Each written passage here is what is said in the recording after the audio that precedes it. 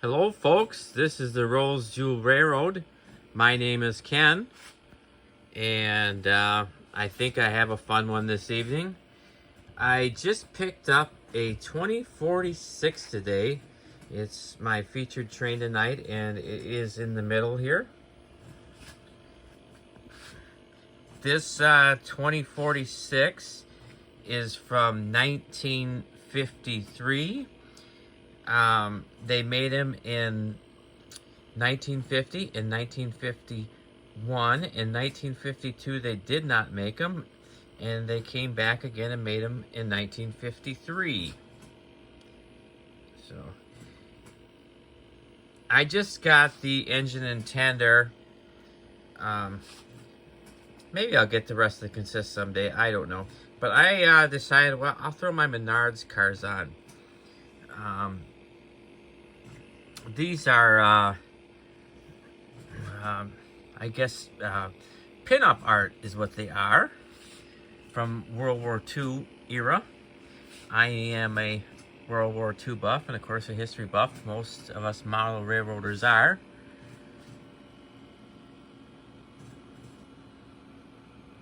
Yeah. Like the pretty girls on the trains. That's nice. This last one is actually the Old Crow.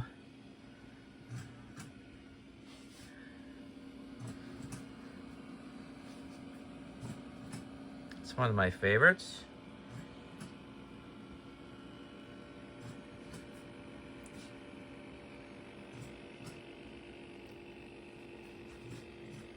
This one here is actually from a different year. But it's one of my favorites, the Memphis Belle. Anyways, so that is my 1953 2046 that I picked up today. I picked it up from my local hobby shop. He must have just got it in and had a really reasonable price on it. And I asked him if it ran, and he said he just had it serviced by the same guy that I use when I have to have my train serviced. So I was really confident, and of course I got it home and it runs great. When I first got it, I thought, well, it's, you know, being a Hudson, it's probably about the same thing as my 2055. But boy, it was it's quite a bit longer than the 2055, and then I got to looking at the casting. It's actually about the same casting as my 736, which is a Berkshire. So I found that to be very interesting. But the face of it's more like the 2055. So it's kind of like halfway in between the two. But it's got magnet traction. And it's got the what do you call a streamlined tender? I believe you call these, and all three of these have got the streamlined tender. And yeah, all three of these tenders sound real nice. Of course, on the supporting cast, I have my 736. Which is a 1950 model. It has the 12-wheel tender, and this is the rest of the consist. You've seen this on previous videos if you follow me at all. And my 2055, which was probably my first real somewhat early post-war steam locomotive. And yeah, I got this from a guy. It was he had it as a kid. And this set, I got the whole set. It's just I guess a little bit rare. I'm not going to say it's worth anything more. But when you look at this set, most of these have got the coffin style tender, and this one's got the streamlined tender. These were made in early '53. Some of the 53 models have got the coffin tender. So when you go looking at them, they usually got the coffin style tender, but there is a few, and I read up on them, and there is a few that came with this tender. Of course, like I say, I can't say the set's probably worth any more or anything, because, you know, if you really wanted to, you can just buy a tender like this on eBay or something, right? So, but yeah, I thought I'd do something a little different. These have all got really good whistles, and I thought, well, why not try to run the whistles for once, show them off. So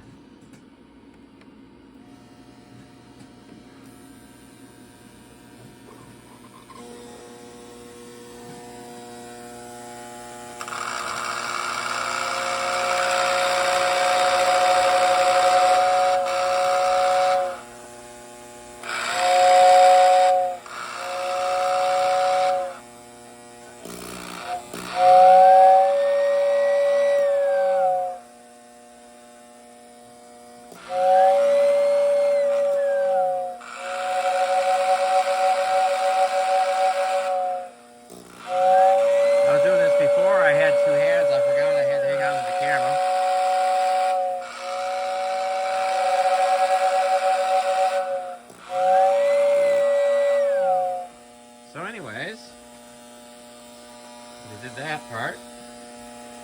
I guess I'll run them.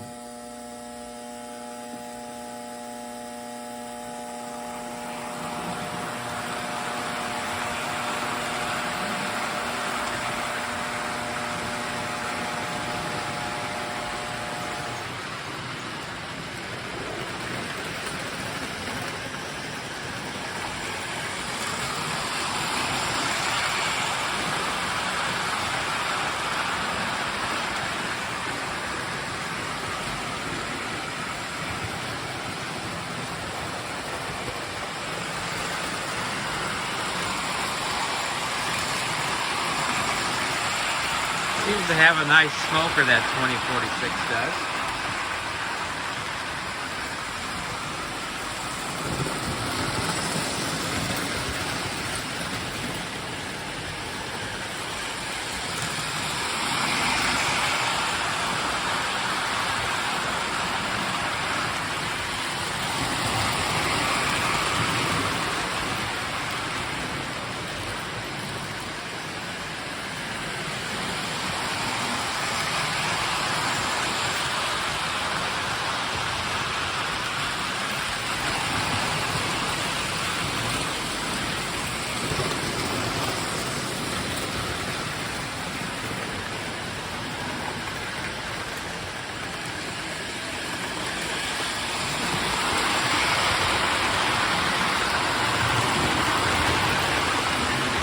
On the honorary sighting tonight, I decided to throw something in from the 50s era.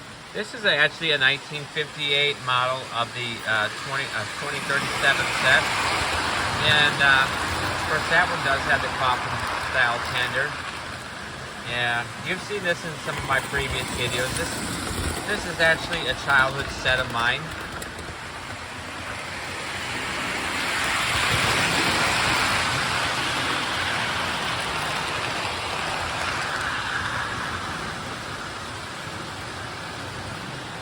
I didn't have enough room, so I put the caboose over here. This set for a starter set, and you know, one of those, I guess more or less budget-friendly starter sets, it's actually got a pretty long consist with it. You know, that's one thing I've always liked about it.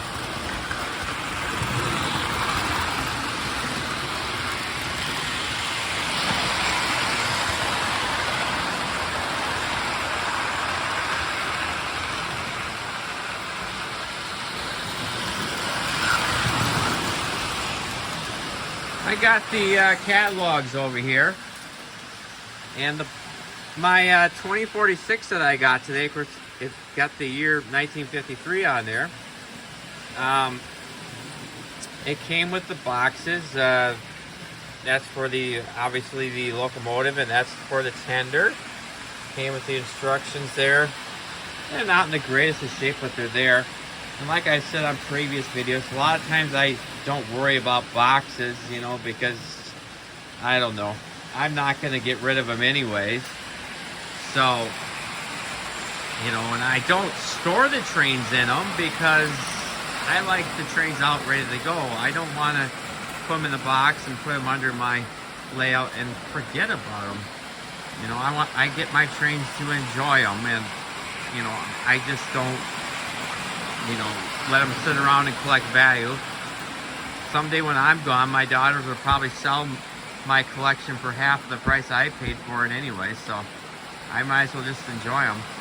Well, I do find that if you do get the boxes, generally you get them from people that have taken care of them over the years. So, but yeah, anyways, back to where I was. Came with that instruction. This was just on the shelf there. This is actually from 1954, the accessory catalog. And I noticed it wasn't with an accessory or nothing, so I was asked if it was for sale, and he says, oh, you can just have it, you know. So that was really cool. This is my local hobby shop. It's really not that big a hobby shop. It's probably like 600 or 700 square feet, and, you know, and it's probably, you know, 75-80% model railroad, and then it's pretty equally divided between N, H, O, and O on that. So not the biggest stash of trains. Okay, so this is my 1953 catalog. There's my 2046. There's the consist that I could have came with. They did sell these separately, and I'm guessing that's probably the way this was. You know, I did ask the what do you call it, the train shop owner about the history of it, and of course it was an estate deal or whatever, and but he was pretty certain it didn't have, you know, the rest of consist. It probably was just sold like that. But I might track down the consist eventually. But yeah, that's my 1953 catalog. So that's the 2046. There's the prices. There's a 2055. That 2055 set is actually a little bit more than the 2046 set. And this is the 2055 that I have from 1953 that's on the layout. Like I said, this one's got the coffin style tender, where mine has got the streamlined tender. A lot of people have seen this before too, but this is my 736. This is my 1950 catalog. And that is my 736 set. There's the prices of them. And on the honorary siding, we have the 2037. This is the 1958 catalog. And there's my 2037. And yes, it's a counterpart to the girls' train. All right. Back to the train.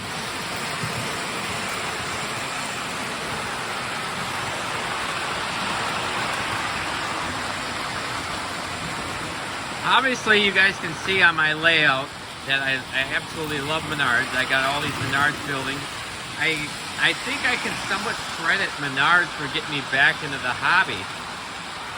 Because, you know, I'm really not a scratch builder, but, you know, I like decent buildings, and the buildings from other companies are, you know, quite pricey.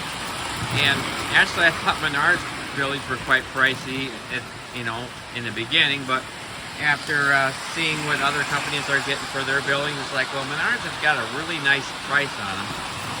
So So, but yeah, I got a lot of Menards buildings, and I'm going to do a Menards building review eventually. And I got Menards automobiles in different places. I believe this is one. That Piggly Wiggly truck. Of course, I've got a few of them. Goes with my Piggly Wiggly. So what I'm building up to is I got a few Menards cars, and I absolutely love this consist I have here. You know, being a World War II buff. My father actually served during World War II.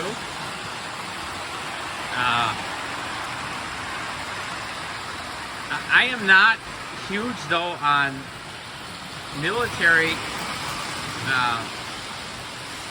model railroads.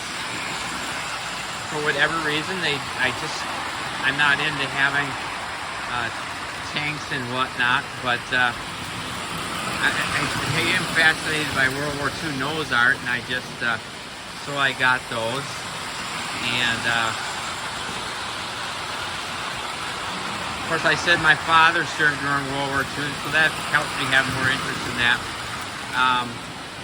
I was also in the Army Reserve Gulf War era. I was. So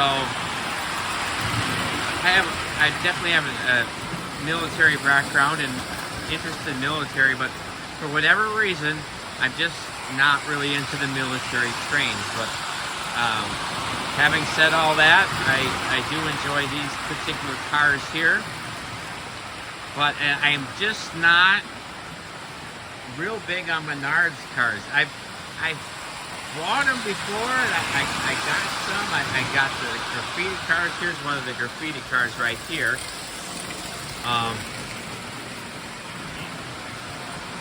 And I like the look of them, but a lot of times when it comes to running them, they just seem to be a little bit problematic at times.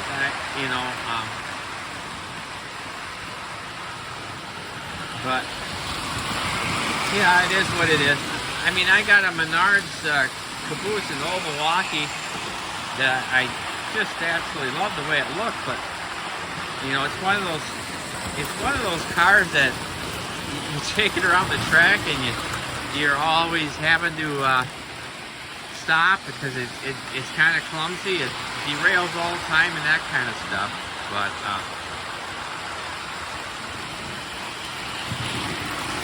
But yeah, I'm definitely glad that Menards got into it. You know, I think it's great for some of these companies to have competitors to help keep their price down. I mean, I hope that, because Menards is a big store, I hope it don't like put some of them other companies out of business. But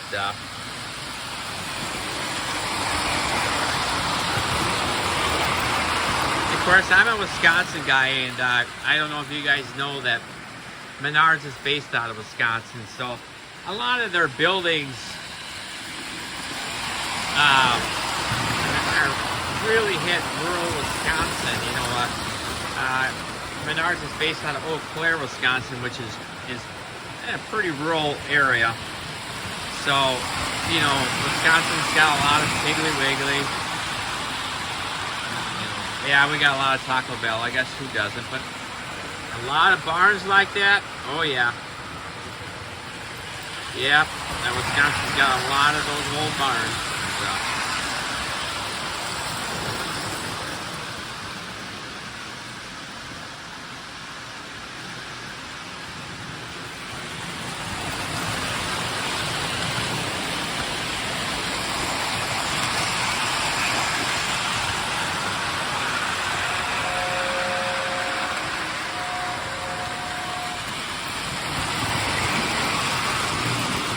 Yeah, today my daughter shows horses and whatnot, but she graduated from high school, and they have a high school riding team. It's called Wisconsin Interscholastic Horse Association, and you can participate like from junior high to a senior in high school.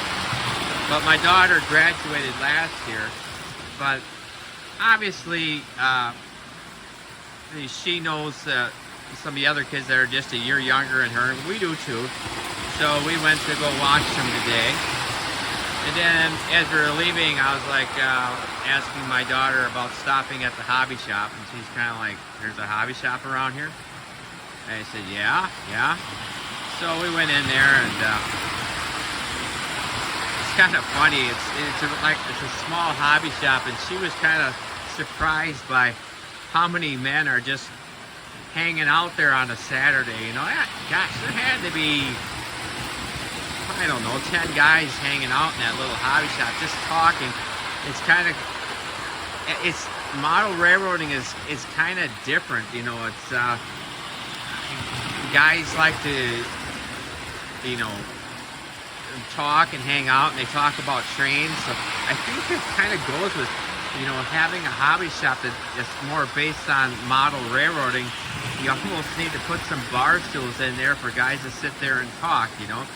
So yeah, it was kind of fun to see my 19-year-old daughter kind of, geez, you know, guys are sitting here talking about trains all day.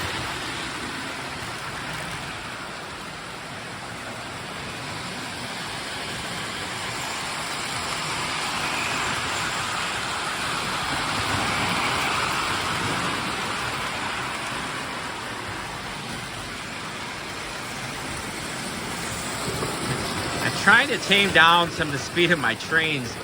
You know, I get done with my videos and I'm pretty proud of it, and then I look at the trains and it looks like they're just racing, and it's kind of crazy. You know, you start them out at a pretty decent speed, and I swear some of these Lionel trains are hanging out with my March trains too much, because by the end of the video they look like they are drag racing. You know, and so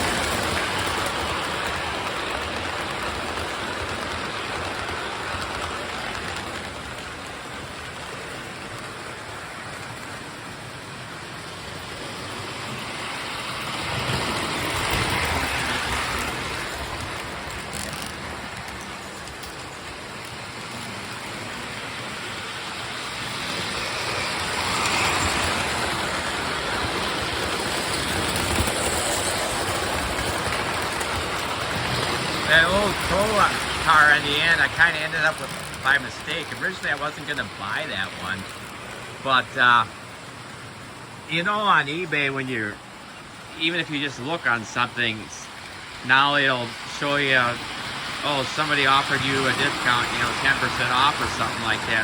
And there was one of the train cars I had on my watch page that I was watching, and I really did want it. You know, it was one of the pretty girl ones.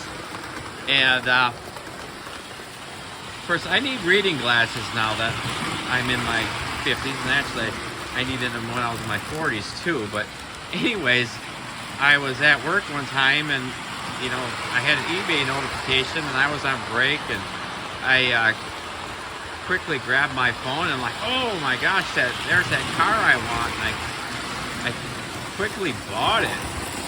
And needless to say, either I found my glasses, or I, you know, put the phone on the floor where I could see it, and I realized, oh, I just bought that old Crow car that I wasn't needing or wanted. But oh well, I got it. It wasn't like it was a duplicate, so anyway, it was a good price. So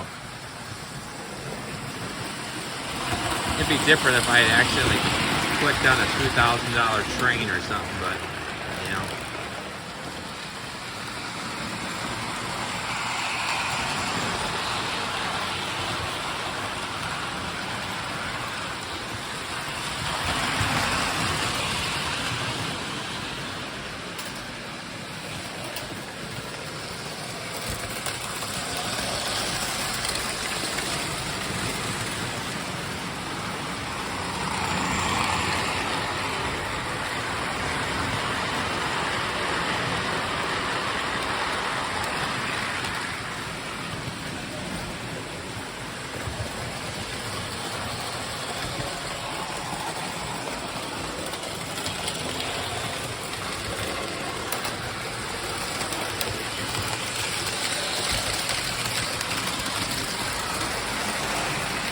Well, anyways, I guess where did the time go? I'm having so much fun with my video here, but I should cut it off. It's getting a little long.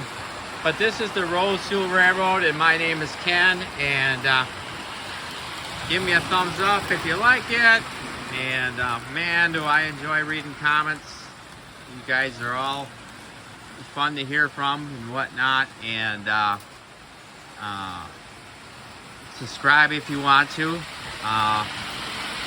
I enjoy watching other people's videos too. I think we've all got creative ideas, and I'm inspired by other people's ideas, and hopefully something on my layout inspires somebody. But yeah, as I've said on some of my previous videos, I've got lots of trains that I need to critique yet, and I haven't even dipped into the March trains I have. But anyways, this has been the Roseville Railroad, and thank you very much for watching.